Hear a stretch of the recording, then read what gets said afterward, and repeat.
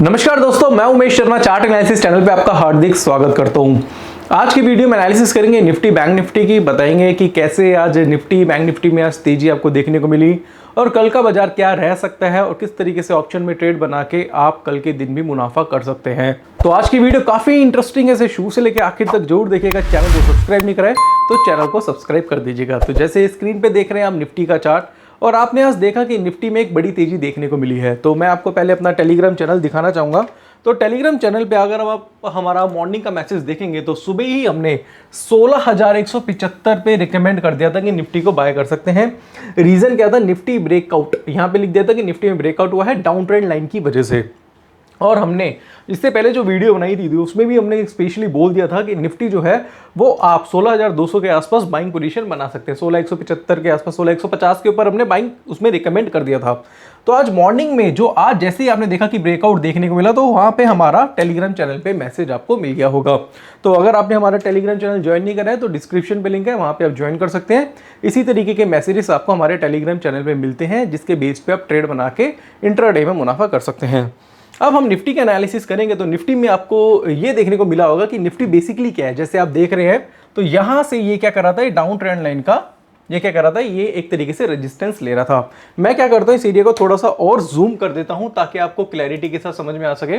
तो यहाँ से अगर हम देखेंगे तो ये जो एरिया यहाँ से निफ्टी जो है वो डाउन ट्रेंड लाइन का यहाँ पे एक रेजिस्टेंस ले रहा था। तो ये एक इसका रेजिस्टेंस लेवल था जो था 16,150 का। आपने हमारी अगर फ्राइडे वाली वीडियो देखी होगी तो वहाँ पे हमने लेवल ऑलरेडी पहले से दिया हुआ था और बताया था कि 16,150 के ऊपर निफ्टी बाय कर सकते हैं। तो आज जैसे ही हमें 16,175 मिला तो आज बेसिकली क्या था, गैप अप देखने को मिला। और वो जो गैप बना था वो बना था दोस्तों रेजिस्टेंस पे, डाउन ट्रेंड लाइन के रेजिस्टेंस पे। तो इस गैप को हम बोलते हैं break away gap. Break away यानी कि जो गैप रेजिस्टेंस पे बनता है या फिर सपोर्ट पे बनता है उसको हम ब्रेक अवे गैप बोलते हैं। तो इस टॉपिक के ऊपर मैं वैसे काफ़ी सारी वीडियोस बना चुका हूं। तो कहने का मतलब यह है कि जब भी आपको कोई गैप रेजिस्टेंस सपोर्ट पे देखने को मिले तो उस डायरेक्शन में मार्केट काफ़ी दिन तक रहता है। एग्जाम्पल के तौर पे जो ये गैप बना है वो रेजिस्टेंस पे बना है, तो इसका मतलब ये हो सकता है कि काफ़ी दिन तक मार्केट में तेजी बनी रह सकती है। इसके अलावा हमने 16,300 16,500 का टारगेट आपको निफ्टी में दिया था। तो ऑलमोस्ट हमारा 16,300 वाला टारगेट आ चुका है। तो काफ़ी लोगों ने इंट्राडे में ट्रेड करके मुनाफा किया है। बट बात यही आती है कि ठीक है, आज तो अपने पैसे कमा लिए, बट कल क्या करेंगे, कल के दिन कैसे पैसे कमाएंगे और क्या निफ्टी रह सकता है, किस तरीके का ट्रेंड निफ्टी में बन सकता है, उसके बारे में चर्चा करना चाहूँगा। तो यहाँ से हम सारी चीज़ें हटा देते हैं और ये देखेंगे कि ये जो रेजिस्टेंस लेवल है, यानी कि ये जो रेजिस्टेंस का जो ब्रेकआउट हुआ है डाउन ट्रेंड लाइन का, मैं लिख देता हूँ, ये क्या है, down trend line. Trend line की एनालिसिस भी दोस्तों आपको आनी चाहिए। और ये जो ब्रेकआउट देखने को मिला है, ये ब्रेकआउट ऐसा नहीं है कि आज ब्रेकआउट आया है और कल के दिन मार्केट गिर जाएगा।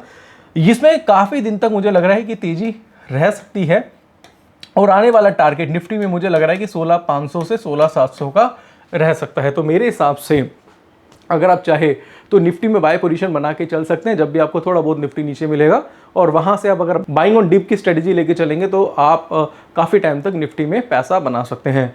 तो मेरे हिसाब से नेक्स्ट टारगेट जो है निफ्टी का वो 16,500 है, उसके बाद निफ्टी जो है 16,700 की तरफ जा सकता है।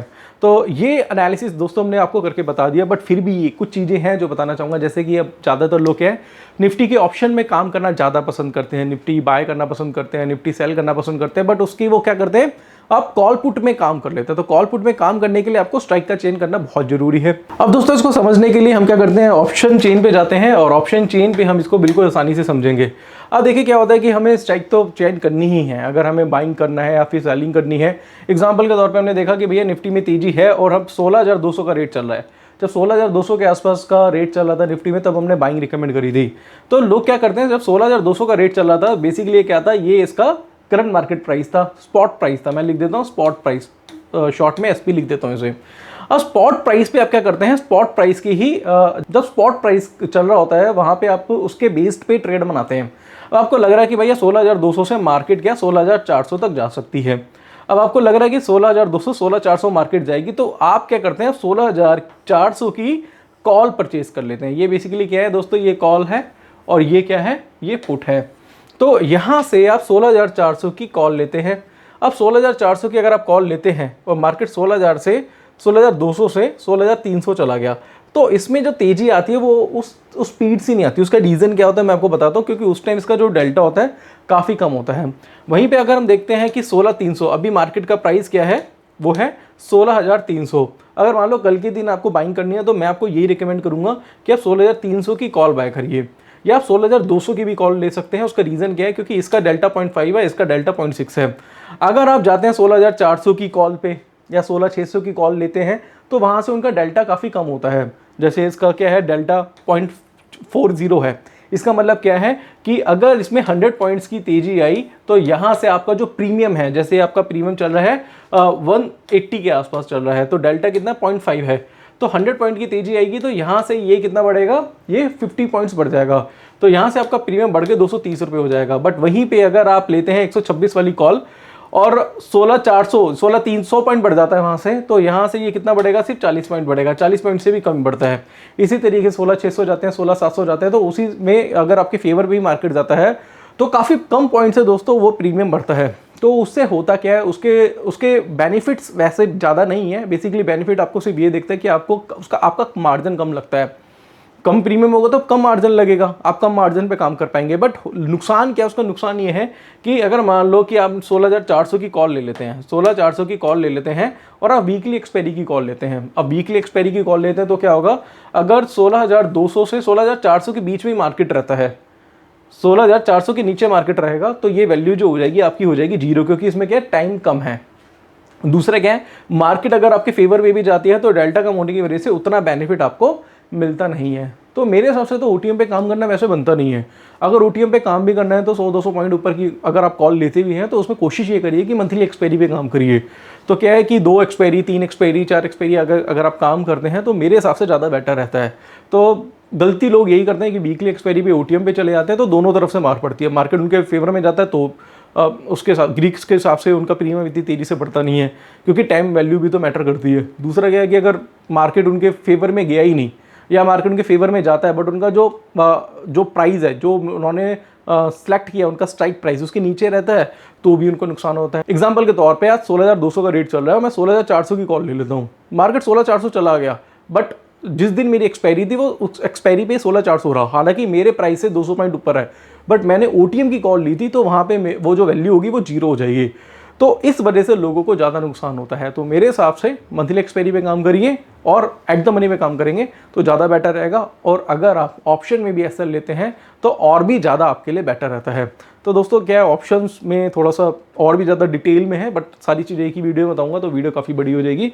तो यहाँ पे मैं क्या करता हूँ, आपको बैंक निफ्टी का चार्ट दिखा देता हूँ। अब बैंक निफ्टी के चार्ट पे जाते हैं तो यहाँ से हम इसको थोड़ा समझेंगे, क्योंकि दोस्तों मेरी आदत है अगर मैं कोई भी चीज़ समझाता हूँ तो उसे बिल्कुल डिटेल में समझाने की कोशिश करता हूँ, शॉर्ट में नहीं समझाता। शॉर्ट में समझाने से क्या होता है कि आपको पूरी प्रॉपर तरीके से समझ नहीं आता, इसलिए थोड़ी वीडियो थोड़ी सी बड़ी बन जाती है, बट आपको समझ में सारी चीज़ें आएगी। अब यहाँ पे अगर हम बैंक निफ्टी का चार्ट देखते हैं तो बैंक निफ्टी में भी यही चीज़ है कि इसमें भी क्या डाउन ट्रेंड लाइन का इसमें क्या है, रेजिस्टेंस ब्रेक करा है। तो मुझे बैंक निफ्टी जो है काफ़ी बुलिश लगती है और मुझे यहाँ से बैंक निफ्टी 36,100 तक लगती है।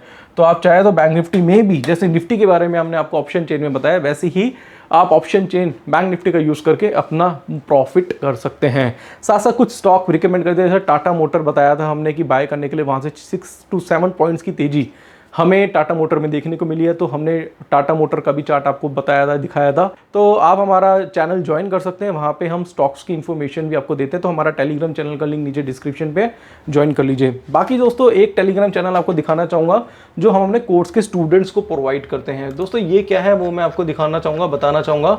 वो ये है कि जैसे कि अगर आप देखेंगे तो हम ज़्यादातर मैसेजेस करते हैं अपने प्राइवेट टेलीग्राम चैनल पे, और इसमें कुछ बाइंग और सेलिंग भी रिकमेंड करते हैं। जैसे अगर आप देखेंगे तो भारतीय एयरटेल बताया था, उसमें टारगेट आया, C8 में टारगेट आया।